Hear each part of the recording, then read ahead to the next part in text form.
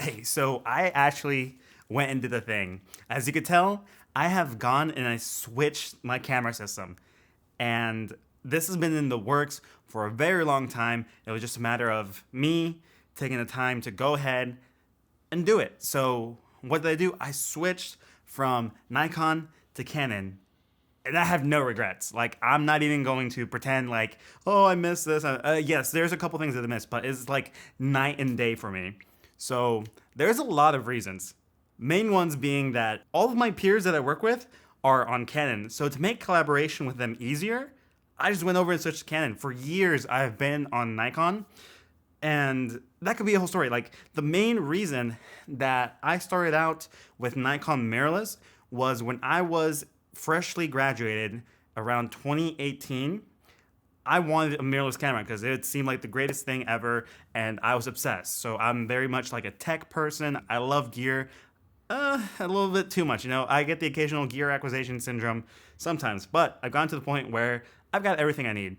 But going back to that story, I was going from the DSLR D750 Nikon to a Nikon C6. It just kind of made sense. I was on Nikon, wanted to stay on Nikon, and at the time, the EOS R was kind of lukewarm. Plus, when the EOS R released, the only lenses available for that system were the super expensive Canon RF L 2.8 or 1.2 primes, and that was not very attainable for 17-year-old me. Fast forward to now, and I'll admit that I probably bought more lenses over the long run that I could have gone without. For example, when I started out, I bought the Nikon C6 because it was affordable at the time for me to go ahead and sell my D750 and buy the C6 with a Nikon 50mm f1.8s.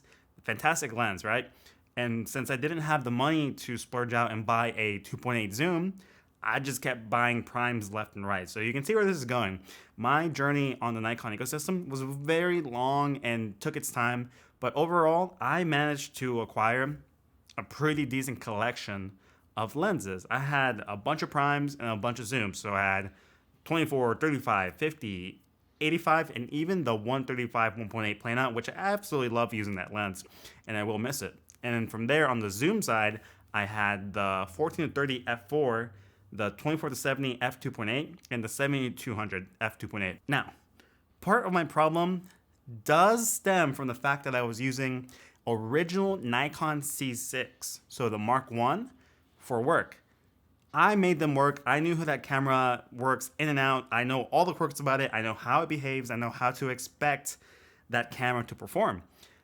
I went and got a Nikon C6 too, and that was a marginal improvement, dual card slots, and it wasn't all that better. So when I started working with more people around me, and I got to use their gear because they wanted me to shoot in their gear because they didn't want to shoot on my Nikons unless they really had to, because they didn't want to mix log footage and add more work. Whenever I picked up a Canon, it just worked. Like, it was incredible seeing how much I didn't need to babysit the system, and the fact that the system performs so well in all sorts of scenarios really wowed me. The next thing people really love to say, especially on YouTube, is like, oh, you didn't try the Z8, the Z9, the C6 Mark III just came out. Well, let me tell you that I'm actually a Nikon Pro service member, and so we get like free rentals at a certain tier, and I rented the Nikon Z8, and I was not impressed. Main complaints being that the autofocus still had the same quirks. Like, I get it. I have to be there. I have to help it. It can't do it all. Except that it would do it all on the Canon side. It does have its problem. No autofocus system is perfect, but I can tell you right now that Canon feels and performs currently better than I ever got the Z8 autofocus to perform when I was using it for my settings, for my use cases. So I am a event videographer, photographer, and just people in general, so portraits, right? And I didn't think that the improvement of performance in terms of autofocus was there.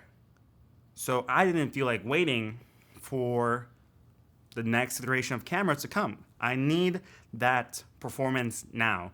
People can say, well, you're being a snob, like, I've made the ZA take fantastic pictures. Yes, of course, anyone can take fantastic pictures with any system. So I'm very demanding on my camera's autofocus system because I know what certain companies are capable of. Sony's autofocus, incredible. I used to work with it a lot back when I worked at a local studio here in town.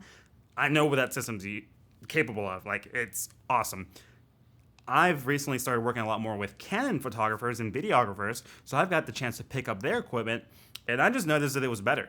Like, it was knocking my cameras out of the way, and we get used to the gear that we're accustomed to, right? So we know how to work around faults and know what settings to do to get it to do this and that.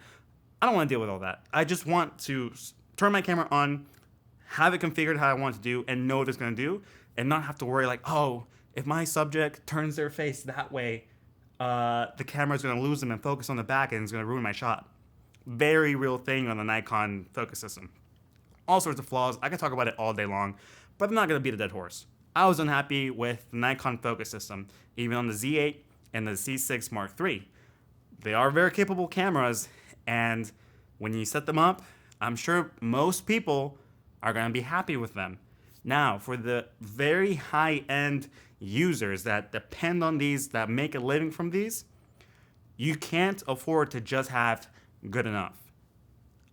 You can, because I'm not trying to be a snob, you can have good enough and make money and do okay, but it's costly. You might have to take another shot again, making you lose time and money. You might have to redo a certain shot because your autofocus was wonky. These are all things I put up with and dealt.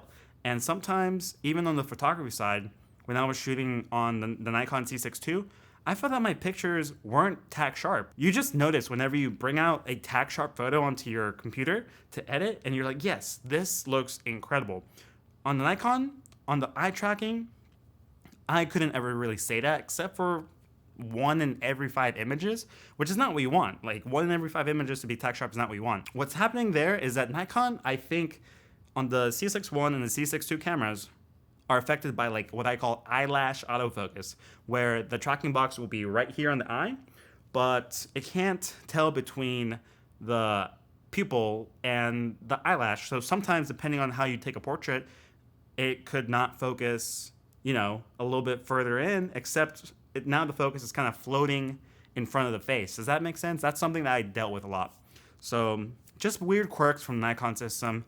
I get it. You can make it work, but me personally, I was done. I did not want to persist on the same system, knowing that even the big brother cameras like the Z8 and the Z9 had these problems. And to say that, that's something also I love. I love hearing, man, your current system is bad. Yes, because you're shooting on the Z6 Mark I. Why don't you just go ahead and buy 3 more $4,000 cameras to fix your problems? Like, yes, I can do that, but why would I spend all that money when those $4,000 cameras are still exhibiting the same problems?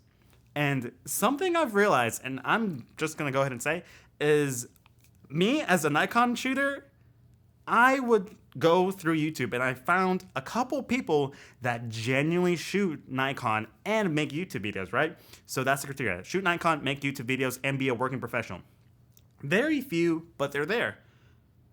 The YouTubers that you're used to watching, subscribing to, that have a mass following, I promise you, they never touched a Nikon camera, ever. Until I noticed Nikon was pushing out more Nikon Z8 promotion. They were spending more on their advertising. They were sending the camera out to more people. The thing is that can be really deceptive.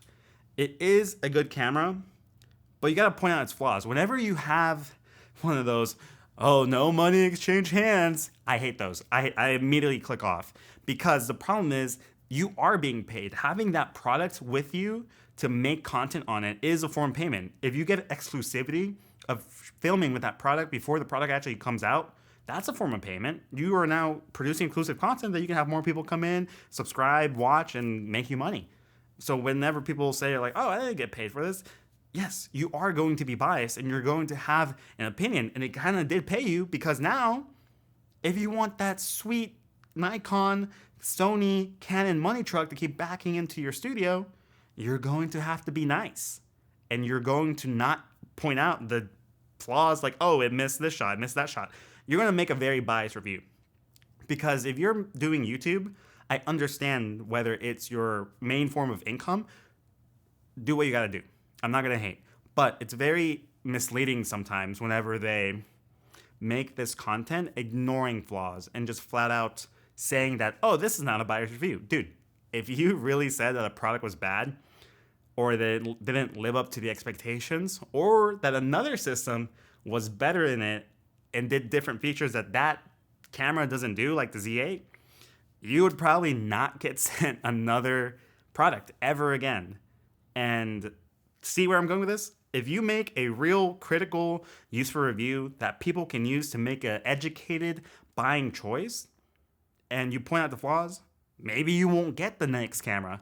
So for these YouTubers that claim to not be biased, it's pretty misleading. Like, that's something that I notice whenever I'd watch YouTubers make videos over the Nikon system. The Nikon Z6 it's great. It's got cool features.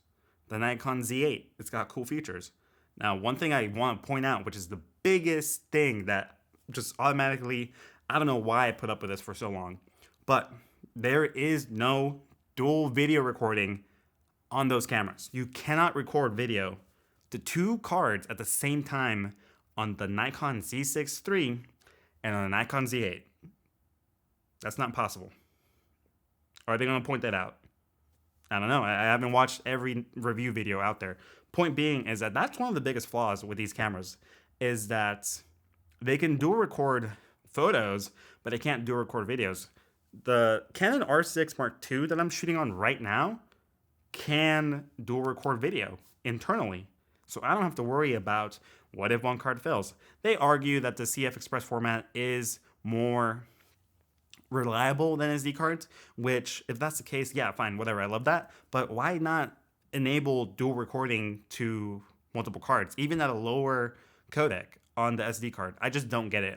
Even on the flagship Z9, Z8, those can't dual record. Biggest flaw of that system, which I was over. So watching the Nikon hype train keep going with their acquisition of Red, people start making more videos about the cameras, which is great. I think competition is fantastic for us, the consumers, because competition between camera companies makes them want to innovate. If they don't innovate, they'll get left behind. I am not upset that I switched over to Canon right as Nikon is on the verge of video excellence with their acquisition of Red. They can do whatever. I know the tools that I need and use. I don't care about 8K because I just don't film in 8K. To have high-end specs can be useful, but most of the marketing material that's made to make these cameras appealing, I promise you most people don't use all the video features, like all the ProRes, RAW, 12-bit, internal, like that's a lot of storage. That is an insane amount of processing power from your computer. It's expensive. Most people will be fine shooting either 10-bit N-Log or just regular footage. No log footage, just regular. So, you know, people, we all love to have the latest and greatest, shiniest thing. I was done waiting for the C6 Mark III, and when it did get announced, I was not impressed by it because even to this day, it still can't dual record video, and it is the latest Nikon mirrorless camera. How many more years was I supposed to wait until I got internal dual recording? That is unacceptable, even nowadays. I just don't understand why they can't do it. So here's some reasonings why I switched. I know people are gonna be coming for me because Nikon's been making some moves, but I don't care. I really don't. I'm over the system.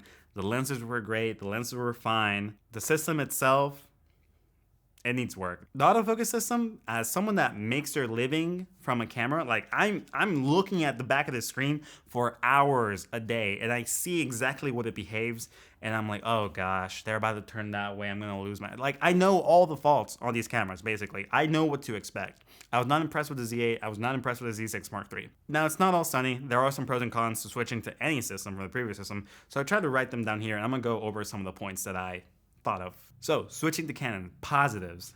Dual recording across all modes. So what I mean by that is that Canon can dual record to both SD cards during video and photo. The reason that's important because I come from Nikon land where even their flagship Z9, Z8, and the new Z6 Mark III cannot dual record video to their SD cards, which to me, I just don't understand. I've recently become more of a video shooter because that's just what the market's needed for me. I have a lot of photographer friends that get booked, but they also need video coverage, so that's where I step in. I cannot put it on a risk anymore. I can't risk anymore. I can't just shoot on one card, regardless of how much more reliable that form of storage is. CF Express is supposed to be more reliable than SD cards, but I just can't do that. So not being able to dual record on Nikon was always a problem that was in the back of my mind, but I just kind of brushed off. Now I have finally addressed it, and I'm on the Canon R6 Mark II, which can record video and photo to both SD cards. And that is just fantastic. I absolutely love that feature. The next point is shared system. So what I mean by that is that the people that I work next to and with, they all shoot Canon. So now me being on the same ecosystem is so advantageous because if I ever need an extra angle, a lens for a certain project or job, I can just ask my peers, my friends, hey, can I use this lens for this one project? I need an extra camera or something. This is something huge because now I don't have to mix and match codecs. I don't have to mix N-Log with C-Log and just try to color match them. No, it's all the same, which is fantastic. And that is just something that people don't really realize. Like, they're like, oh, that doesn't matter. You can just get great results with whatever. Who cares? Yes, I agree. But whenever you're in a group and you all collaborate often, why don't you just keep everything consistent and just make everyone's workflow easier? So I think that switching over to Canon is really advantageous because now I work with the same tools that the rest of my creative peers use, and that is just a huge bonus. So this one is not much of a good thing or a bad thing. It's just kind of a matter of fact type of deal. Now I can actually afford to shoot on the Canon RF system because their professional lenses are pretty expensive compared to Nikon's. So when I was starting out and I was just fresh out of school, I didn't have all that money to go out, right? So I didn't have all that money to go out and buy all these high-end lenses. I would have loved to, but that's not the reality of it. So what I did was I bought really cheap primes to just do the jobs that I needed to be able to do. And then eventually, once I gathered up enough money, I bought the 24-70 2.8, the 7200 2.8, and I was happy. Now with the Canon system, they have some pretty cool lenses, which I'll show here in a moment. They have some pretty cool lenses. One of them being the 28-70 f2 and the 24-105 f2.8. Incredible. And being able to take all the money that I put into the Nikon system, and I actually got most of the value back, which I then turned around and bought my new system with, was great. Like, I got really lucky, and I don't regret the way I did things going from Nikon and buying all these lenses. It would have been ideal to just buy one professional lens like the 24-70 f2.8 and then just got the professional glass instead of buying a lens, buying one small lens, buying another small lens, like a $500 lens, a $400 lens, instead of just going and buying the professional zoom so I could do as many jobs as possible. And now the biggest reason I switch, which a lot of people are going to type up a storm. Listen, you can type up a storm about how Nikon autofocus is fantastic, it's great, it works great. Listen, I'm sure it does for your use case. I am working in tough conditions. I usually shoot my weddings by myself, or I have a second shooter that shoots on either Sony or Canon. And so for me to have a Z8, for me to rent it for the time that my rental was, and to be completely unimpressed by its performance, that was not reassuring in the slightest. I was like, this is booty cheeks, and I did not like it. And I don't care if this video is seen by all of Nikon Corporation and I never get a sponsorship ever. I don't care. It's just a matter of fact that the Nikon system was not up to what I expected. The Canon R7 mops the floor with the Z8. Controversial? Maybe. I really did give Nikon a chance. I waited for these professional bodies to come out, which were supposed to solve all the problems that Nikon shooters were having, and they just never showed up. Z8 was a disappointment to me. The Z9 makes no sense for me to get, and it's kind of the same feature set as the Z8 anyway, and the Z6 III has great features, but it's still just not what I need. I need a system that can work with my peers, which can be debatable.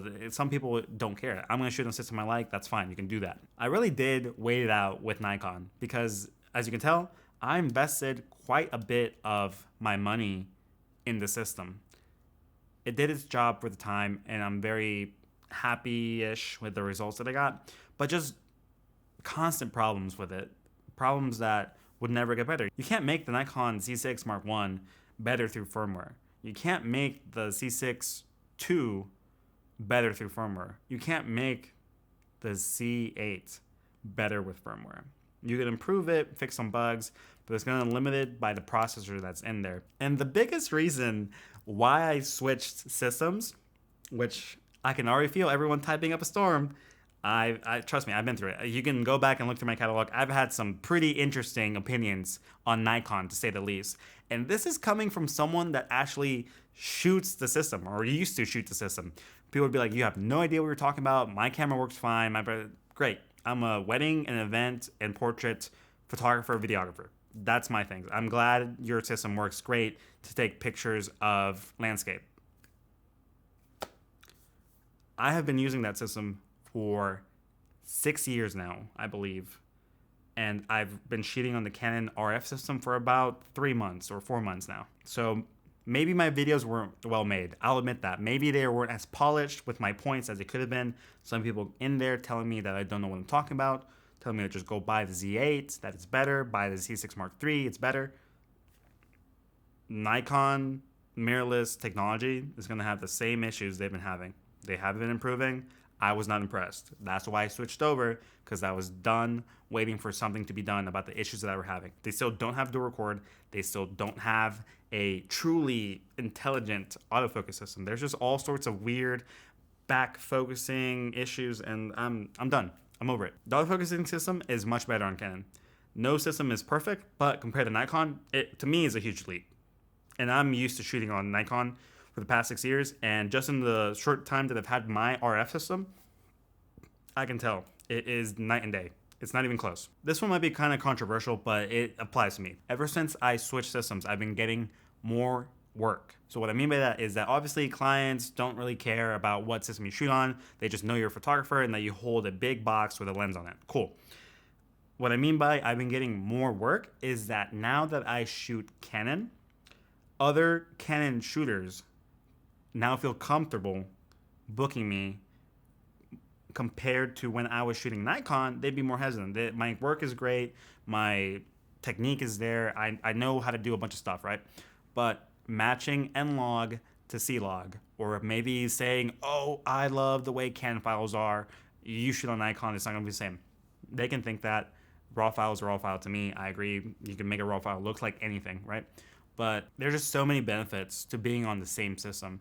If I bring my lenses and my camera bodies in there are Canon RF system, and they also do that, I can now offer more value to people that I'm second shooting for, people that I'm assisting with, and just keep everything consistent. So I've been getting more work ever since I switched over to Canon. Now, this is the main reason, besides the dual recording, that I'm most excited about. Like, I am so giddy about this, because Nikon just doesn't have these. Let me just show you. Look, look at these. I absolutely love these lenses. This is the 28-70 f2, and this is the 24-105 f2.8.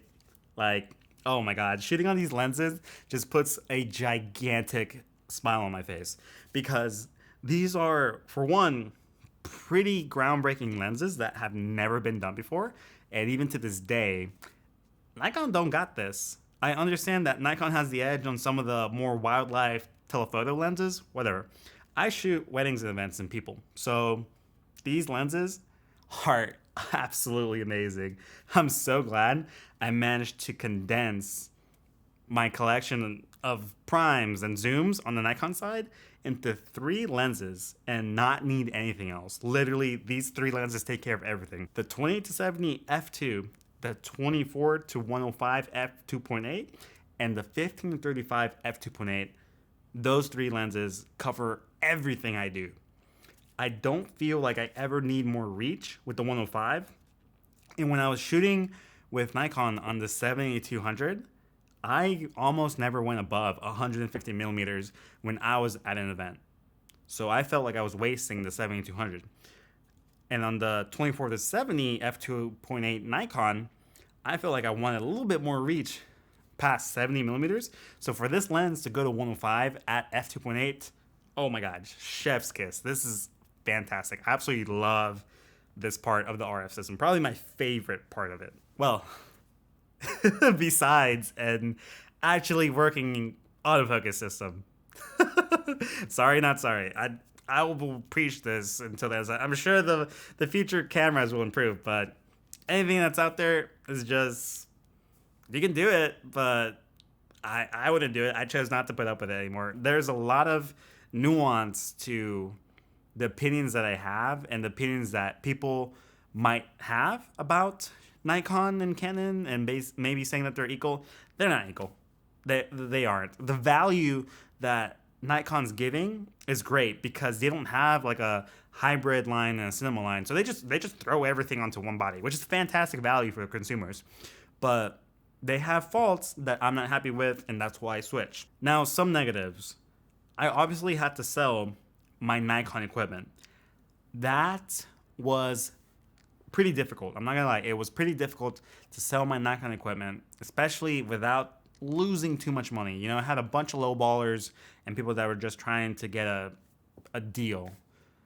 I was eager to switch, and I was trying to do it as carefully as I can. For example, I didn't want to sell just all my camera bodies and not my lenses, because in between all this, I still have to work. I still have to go out and shoot things, portraits, videos. So I was balancing like selling my gear and keeping enough of it to do the jobs I knew I was having.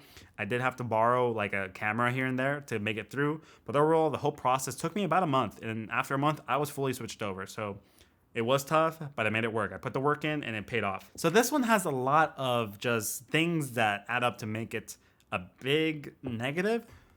So as a Nikon photographer, videographer, you probably have a bunch of these. These are CF Express cards. So these are a lot bigger than SD cards, and they are a lot faster than SD cards. These cards are so convenient. Loading footage off and onto them is so fast and almost instantaneous.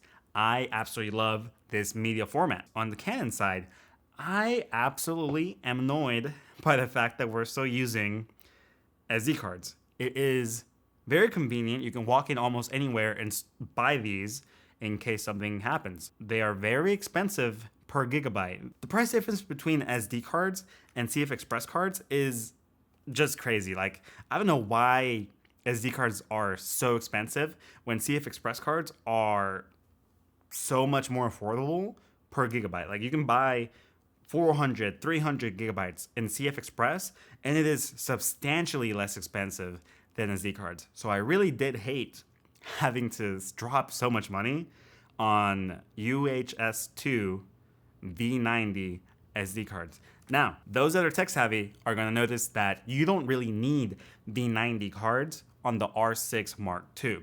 But I like to future proof. If I need these for a more intense camera for whatever reason that still uses SD cards, I'd rather have V90 than be stuck with a V30 or V60 card and not be able to record in the codec I want. So I just go ahead and I buy the V90 to avoid any problems. With a Canon R6, you're perfectly fine with a V60 card. I read the specifications and I knew this, but I always like to future proof, so I cry once and buy once. That's my motto. Another negative was that accessories don't transfer over. For example, for my flashes, Nikon and Canon have different hot shoes, so I had to go buy different hot shoe accessories for my cameras. The cages for my camera rig are non-transferable. One of them is for Nikon C6, one of them is now for Canon R6 Mark IIs.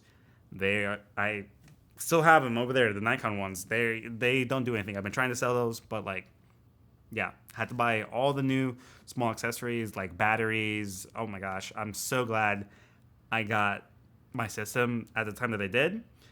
And I managed to buy a bunch of the new batteries that just came out. I'm sure the previous ones work fine, but the new batteries allow the Canon R5 Mark II to do certain features or unlock certain video recording capabilities.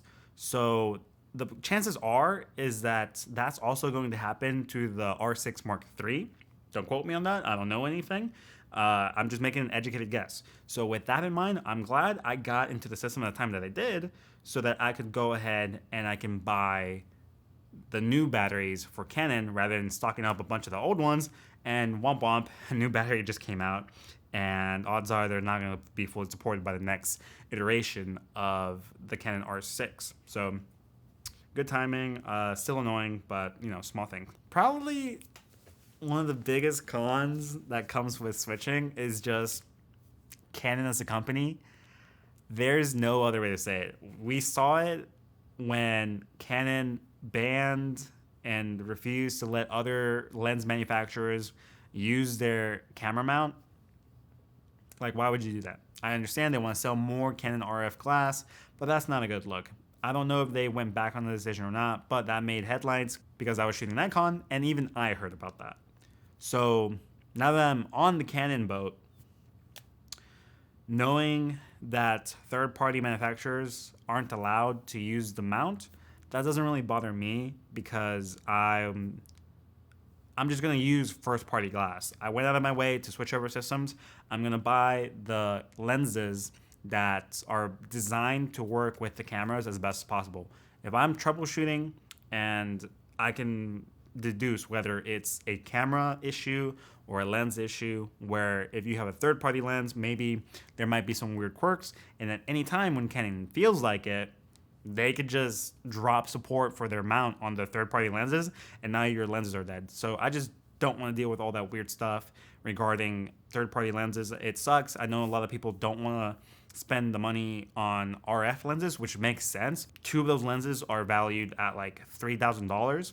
The zoom that I use is about $2,300. So it's a lot for people. So for them to close off the mount is pretty annoying, and just like kind of like a slap in the face to your customers, saying that, oh, well, you have to use our lenses.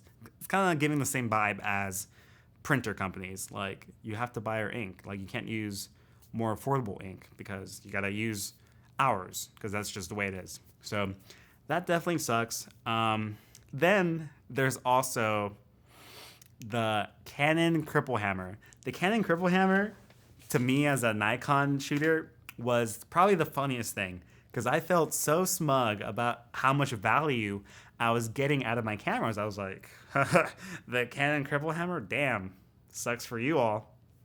But now that I am on the Canon boat, I definitely notice some quirks. For example, the back screen on the R6 can't be used or even activates when you're using an external recorder. So I have a screen on my camera right now, and while it's connected through HDMI, the whole touchscreen just turned off.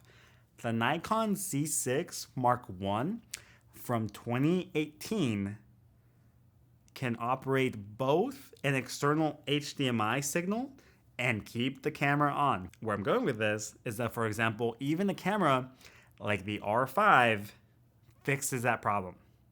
So here, let's create a problem at this lower end camera, but then fix it over here. Let's create a problem at this camera level and fix it over here. Classic Canon Cripple hammer. There's so many things I've encountered that just make me go, what is going on? Like, why would Canon do this? And it's just a Canon Cripple hammer. Like, that's it. That's the main thing. They have 2 things to protect. They have their cinema line to protect, and they have their hybrid line. So it is what it is. I'm not going to complain. The tools that I got as I switched over do exactly what I need them to do. And any other downside or fault that they have, I've basically studied on it, knew how to get around it, and am fine with it. So yes, the Canon Cripple hammer sucks, but it is what it is, and I am still perfectly happy with the way the R6 Mark II is in the current state. So I don't know what's coming in future cameras. I'm not someone that just updates cameras every year as they drop. For example, I kept my C6 cameras for 6 years. I shot on the Nikon C6 cameras for 6 years, which in technology land is super long, but I was squeezing every dollar I could out of those cameras. Like, I knew how to use them. They still worked great. They still did their job. So I didn't see a reason to upgrade, especially when the Z6 Mark II was such a minor upgrade compared to the Mark I that it just didn't make any sense. So I brushed that off. And then even the C6 Mark III, in terms of performance, it's like 20%. And that's actually the number that Nikon uses when describing the C6 Mark III. It is a 20% improvement compared to the C6 Mark II. And having to wait so long between iterations of cameras was painful. I was really waiting for the next leap, for the next jump to come, and it just never came. So even with the Canon R6 Mark IIs, I'm gonna use them for years. I'm not one to just try to keep up with the Joneses. Oh, this YouTuber's using this camera, I have to do that. My buddy that I work with bought a R5 Mark II, I have to buy the... No, like, I'm gonna buy the gear that fits the requirements for what I do.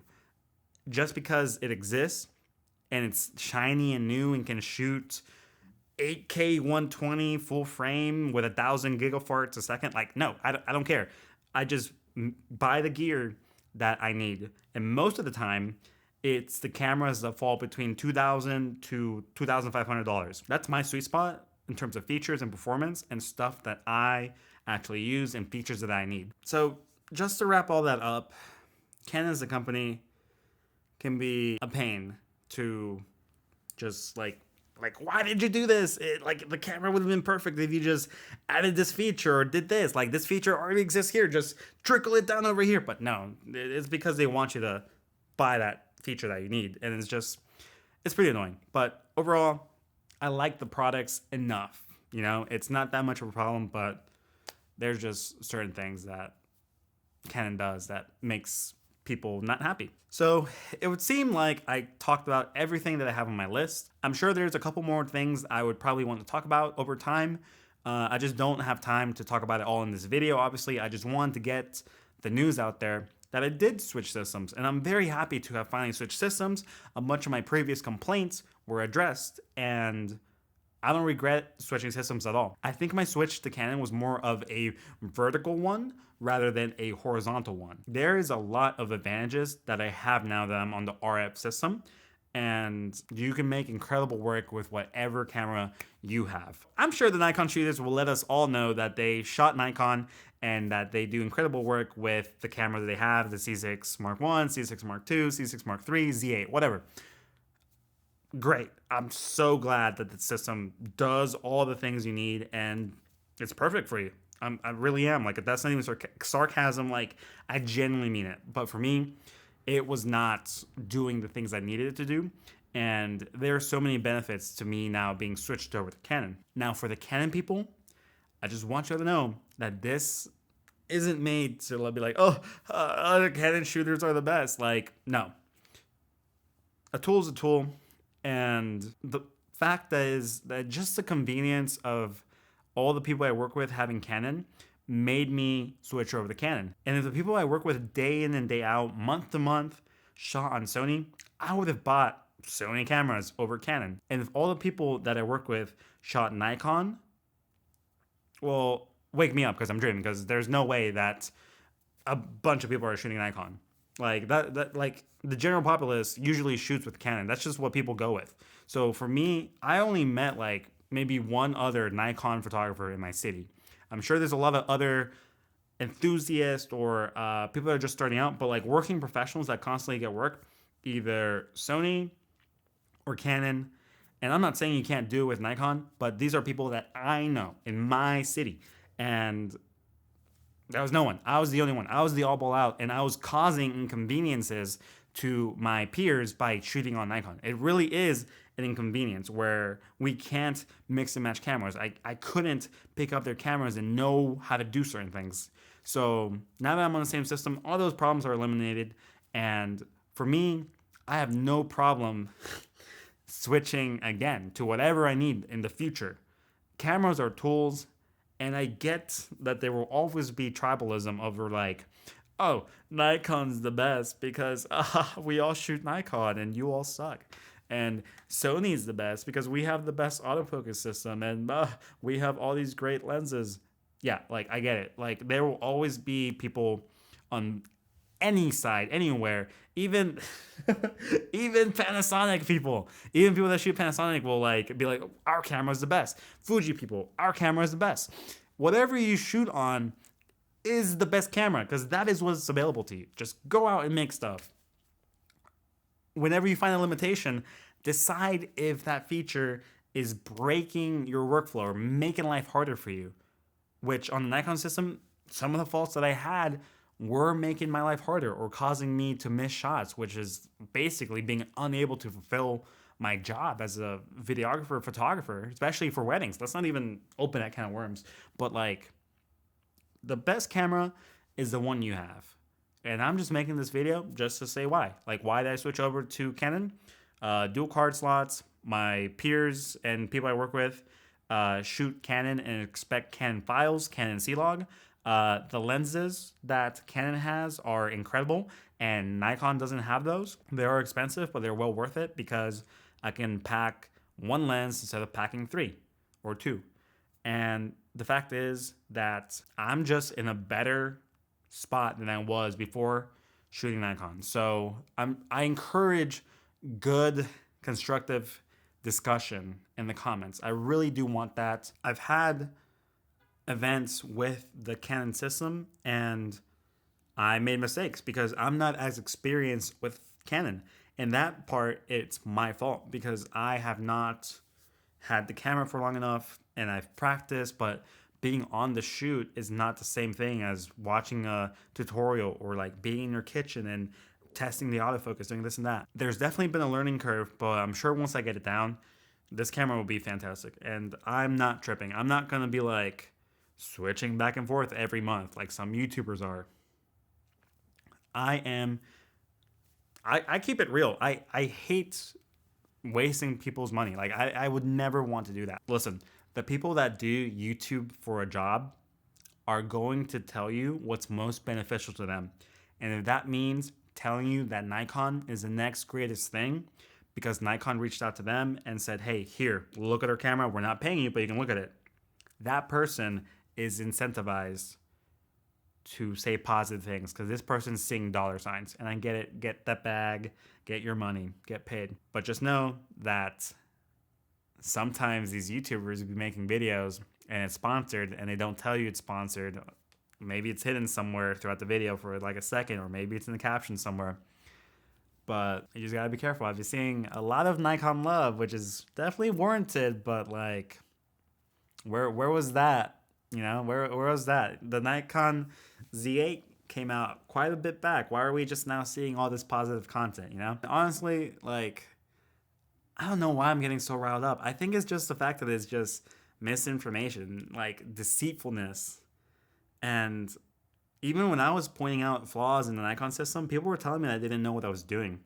Brother, I've been shooting Nikon for 6 years, and I've tried every setting, everything. And I was a Nikon working professional. Like, I made my money using Nikon cameras, and I would make videos. Maybe they weren't the best, but I make videos, and the common response was that obviously I'm a nobody, and that I didn't know what I was talking about. I don't know who else you want to hear it from. Like, do you just want to listen to content that constantly affirms your opinions and thoughts? Like, I know Canon's not perfect, but Canon is better for me in this circumstance. I just get really passionate about being honest. And I've had companies, even to a channel like me, reach out and try to do sponsorships, and I look up the product and I'm like, this looks like garbage. So I just don't email back. I'm not gonna make a video to get free stuff. Like, I get it, YouTube's your job, you gotta do it, you gotta chill out. But me personally, I do this for fun, and I'm gonna keep it real. And if that means making Nikon shooters unhappy and saying, hey, the system is flawed, this is wrong with it, and they come back and they're like, you don't know what you're talking about, it's perfectly fine. Well, I'm glad it works out for you, but here's what's wrong with it. I could go on forever. Like, I just get frustrated. The photography side of YouTube is basically just advertisements, like constant reviews, constant just videos about gear, which I get it. Those videos do really well. The most popular video on my channel, which I think was terribly produced, looks awful and stuff like that, was about the Fujifilm X100V. And I thought it was great at the time, but then I started using it for a lot longer, and I was like, this thing sucks for me. So, or it just sucks in general. Like, it's not something that I saw myself keeping, because to me, the Fuji X100V just loses to my iPhone. And so I got rid of that. So let's wrap up this video. I'm very excited, very happy to now be on the Canon RF system. And I'm sure Canon would love for me to say that it's life-changing and, like, you know, I've made thousands of dollars thanks to now shooting Canon. That's not the truth. Cameras are just tools. Lenses are just tools. Get the tool that's right for the job you do, and you should be fine. Whether that's Canon, Nikon, it doesn't matter. All systems are basically more or less equivalent to each other. All the niche features that you might need, see which system has that and go to that system. I chose Canon because it fit my specific needs. So it was the right system for me to switch over to. People were gonna be like, why didn't you switch over to Sony? Like, why are you go with Canon? They're losing compared to the A7V is gonna poo all over the whatever Canon has out. Like, yes, I get it. That might be true because Sony usually waits a really long time before they release anything. And, you know, Canon comes out with something, Nikon comes out with something.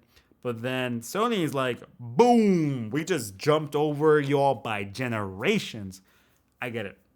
I really do. And whether you think I made the correct switch or not, that's up to you to decide. For me and my business and for my video and photo need, the Canon system does everything I need it to. I'm very happy, very excited.